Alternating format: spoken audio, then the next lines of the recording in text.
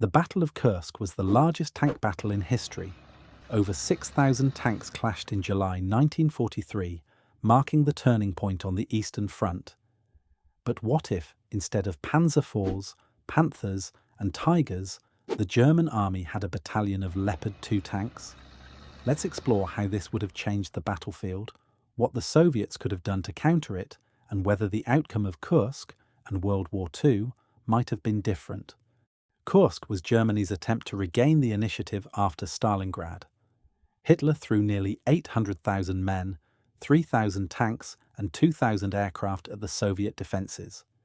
The Soviets, forewarned, built deep defensive belts with anti-tank ditches, minefields, artillery and over 1 million troops. Despite initial German gains, the offensive stalled and the Red Army counterattacked, pushing the Germans into retreat. It was the beginning of the end for Nazi Germany. Now imagine the Germans fielding a battalion, about 40 Leopard 2's, in July 1943. These tanks carried the Rheinmetall 120mm smoothbore gun, capable of destroying Soviet T-34s and KV-1s from over 3 kilometers away. Their armour would have been impenetrable to Soviet 76mm guns, and even the new 85mm weapons would have struggled.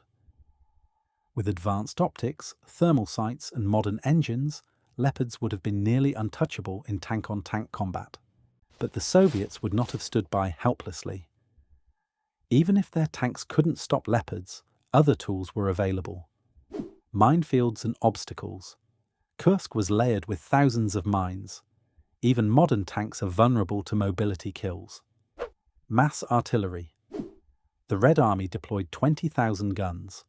A Leopard's armour might survive hits, but sustained barrages could immobilise or disable them. Air power. The Il-2 Sturmovik, the flying tank, might have overwhelmed Leopards by attacking supply columns, fuel depots and exposed logistics. Sheer numbers. The Soviets fielded nearly 3,600 tanks at Kursk. Even 40 invincible Leopards couldn't win against that scale forever.